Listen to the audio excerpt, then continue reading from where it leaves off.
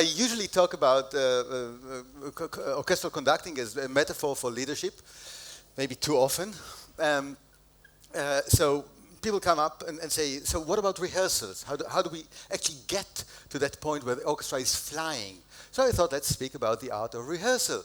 But then, actually, thinking about it, I changed the title. I hope you don't mind. It's going to be The Art of Letting Go, which is, I think, the essence of it. Now, just to show you something as an example, since we are in Israel, we have two semi-Israeli conductors, not two Israeli semiconductors, two semi-Israeli conductors,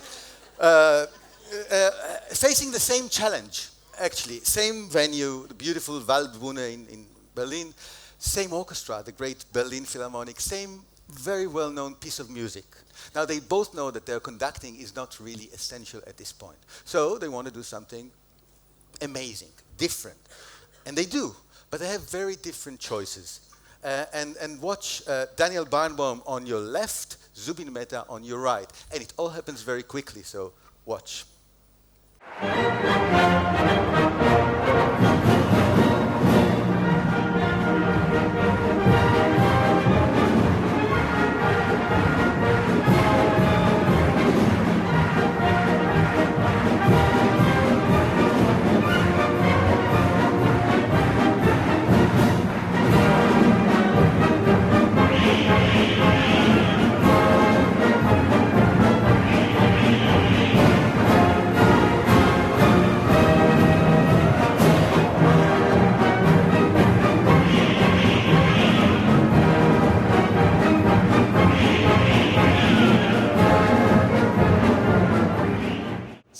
Let's talk about the two choices. Zubin simply cannot get out of the center. Even if the choice is self-mockery. That's I'm making a joke about being a conductor. First intentionally and then less intentionally. And I'm sure the orchestra was very happy when he got this wrong. But I do understand him very well. You know, Zubin Mehta is the music director of the Israel Philharmonic. Now, the Israel Philharmonic is a great orchestra with a few, problems to it. One of them, Zubin Mehta, I think very charmingly, he said once, in my orchestra, I'm the only Indian. Everybody else is a chief. So, everybody knows better than the other. And what's more, if you studied in Minsk and you studied in Pinsk, the chances of you getting together, actually agreeing on something is so slim that maybe in this kind of culture you really need to be the chief all the time. You are the big guy. So that's Zubin. What about Barnbaum? How can he, just walk off the stage and trust them to... It's not a technical problem. It's a problem of spirit, or an issue rather of spirit. And I think he, in a very brilliant way, felt that the community spirit can actually work there. That's what makes the music fly. Now, if you want to know what community spirit is, just think about football. Sing with me. Da-da-dee-da-dee, please. And now. How is that connecting with the football? You remember the once was Maccabi Yafo.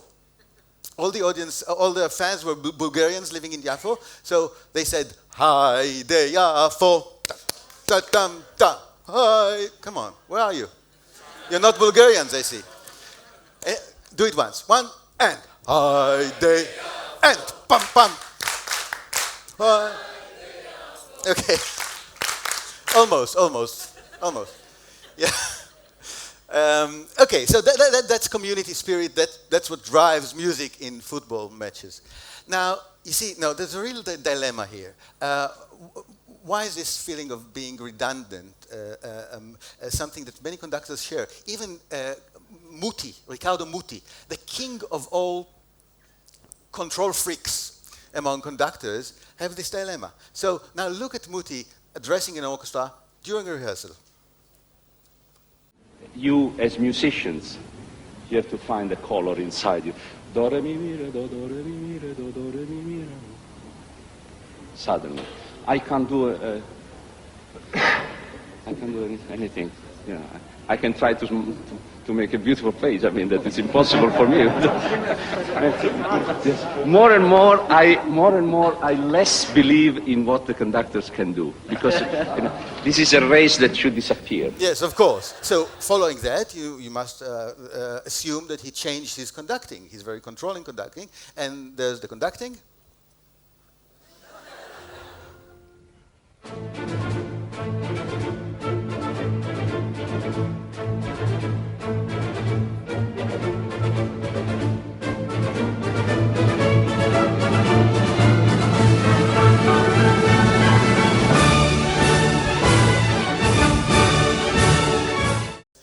Of course, a race that should disappear. Maybe. But I think Muti is a wonderful guy. Really, I do appreciate him very much because I feel his dilemma is sincere. For him, he's really the embodiment of the dilemma because he really wants to let go, and he doesn't know how. So it's either he's in full control, dictating everything, or he's just redundant. He shouldn't be there. Now, while conductors, good men, really, like Muti, have those gloomy thoughts, players continue to suffer. Really, there's the same story about the Toscanini conducting a rehearsal, and one of the violin player in the first row goes on like this, and then again, he keeps on having those twitches, and Toscanini stops and says, "Something is wrong with my conducting?" He says, "No, maestro, you're fine. I just hate music." Which is, burnout rates. Teachers often complain about burnout. So teachers are okay, they suffer, but wardens in prisons, much worse situation, and orchestral musicians even worse. One of the, why? Some people often say it's like, becoming a professional musician is like marrying your lover. Well, I think it's really worse than that. Why are you laughing? Come on. It's very tragic, because I think institutional love is something very difficult.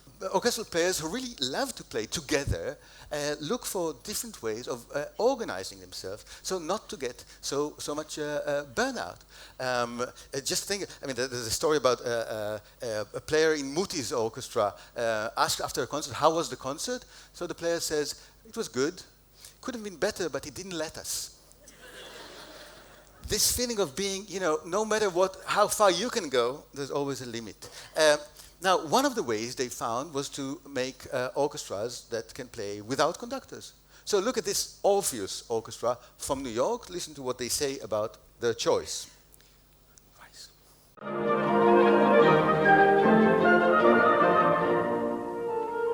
We don't hate conductors. When you have a conductor, people abdicate of a huge portion of the responsibility to him. If he says play louder, they play louder. If he says play softer, they play softer. Or maybe they don't, but whatever. Right. Well, we're all collectively doing the job of a music director. Yeah, we're all listening to everything as a whole. When you have an orchestra with a conductor, it's always leashed. Almost always, unless the conductor's great or an idiot. In Orpheus, the energy that's there doesn't get leashed. It's there, and then it starts to go.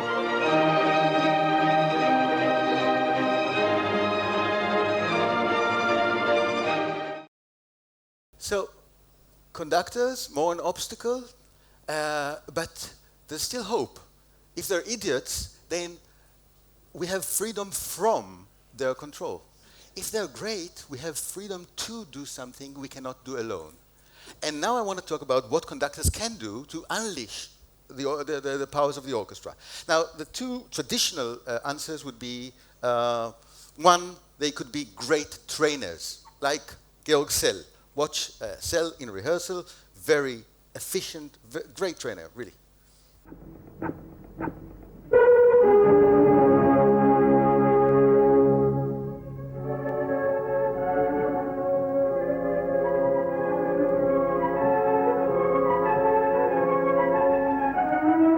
Resolution, alive.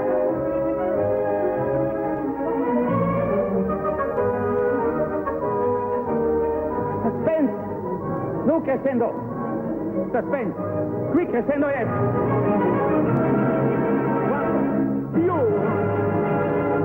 View.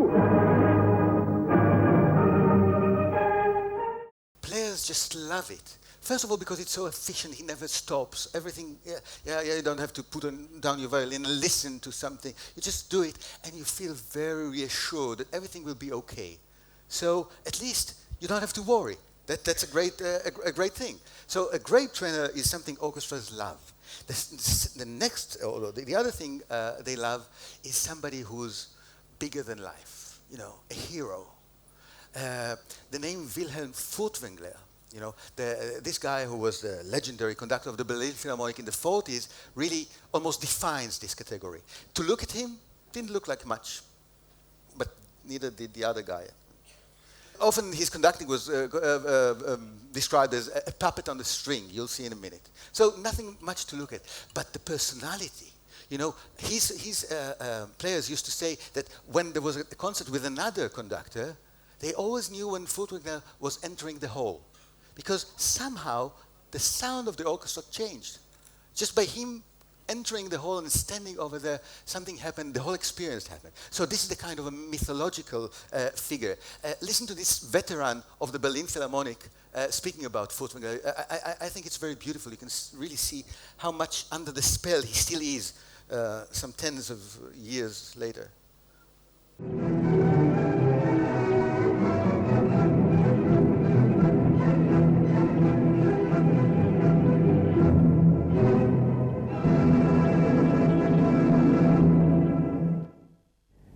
Selbst den Klang so stark in sich trägt, dass den Klang bei allen so herausfordert. Ich meine, das ist natürlich das, wie es schöner eigentlich nicht sein kann, nicht für ein Orchester, wenn man merkt, also dieser Mensch, der zeigt sich ganz offen und man ist eingeladen, es ihm gleich zu tun, nicht? Und dann musiziert man in dieser Weise. Almost crying, yeah? So there's something very beautiful, very touching about wanting to lose yourself in the other, the one who carries the light, but also very dangerous, right? It's a bit scary. So most conductors are somewhere between the two, and orchestras need both. They need training and they need some kind of charm, like magic, to go through the routine of producing more music. Now, Leonard Bernstein, you all know him. I was so lucky to have been his student and then his assistant. I think he really came up with a new way, with an idea of how can you set free people, not through letting them lose themselves or just making a comfortable environment. And it all starts with commitment. Look at this.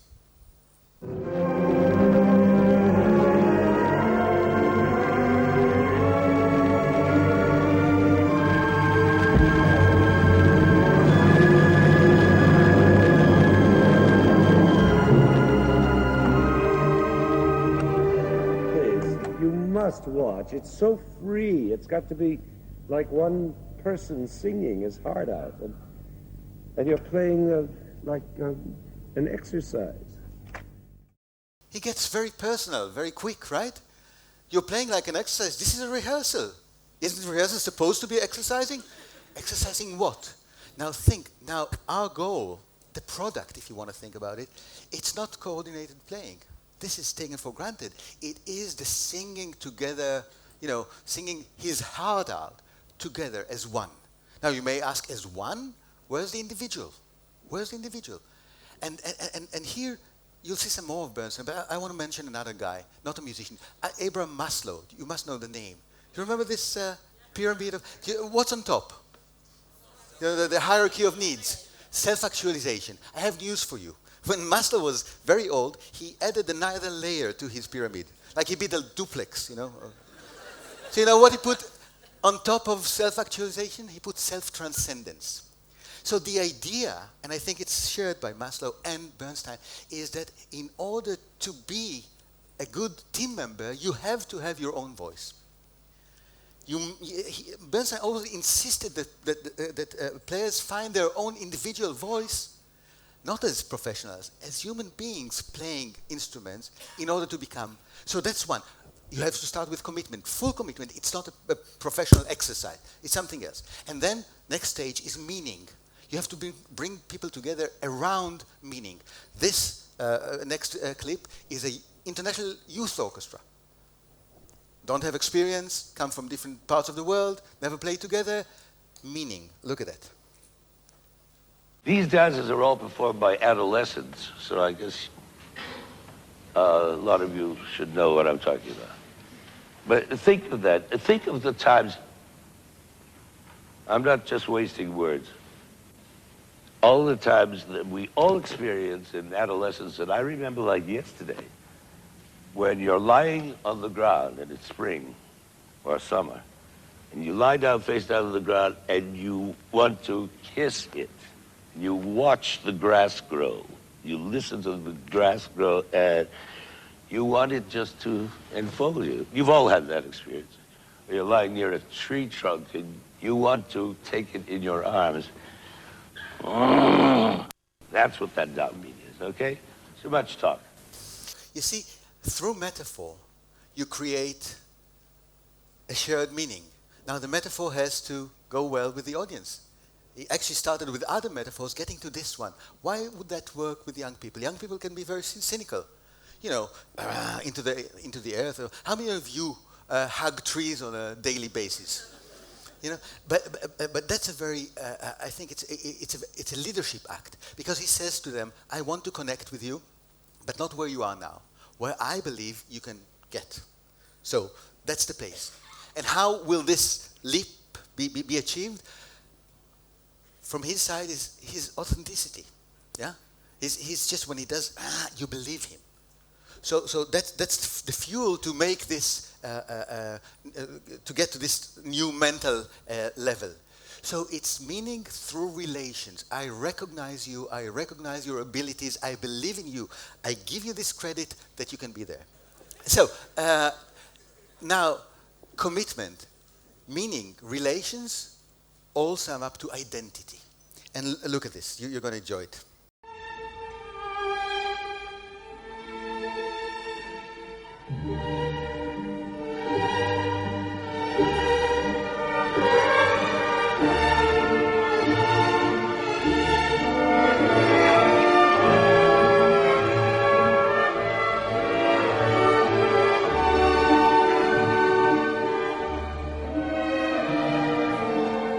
I ask myself, what is so Jewish sounding about that? Well, I could answer the very irony itself. So Kafka-like, so deeply enjoying its own suffering. But that doesn't tell us much about the music. What of the notes themselves? Why is all that specifically Jewish rather than Gypsy plus Arabic plus Hungarian plus Slavic plus whatever? Well, it must be precisely that whatever, that mysterious ethnic flavor of this extraordinary international borscht, this product of centuries of wandering, exile, adapting, readapting, assimilating, dissimulating, in a word, diaspora. I hear a sob in this music, as I hope you two are beginning to hear, a strangled sigh that simply sounds Jewish, not Judaistic, not Hebrew, not Israeli, but Jewish in the most universal sense. Jewish in the most universal sense, yeah? You can only be generous, you can only let go when you're so self-assured about your own identity and your relations outside, with the outside world, and the roots of your own culture. And when music becomes a worldview, not playing for the sake of playing, but playing for the sake of delivering a universal message, that's when music can fly. Thank you so much. Thank you.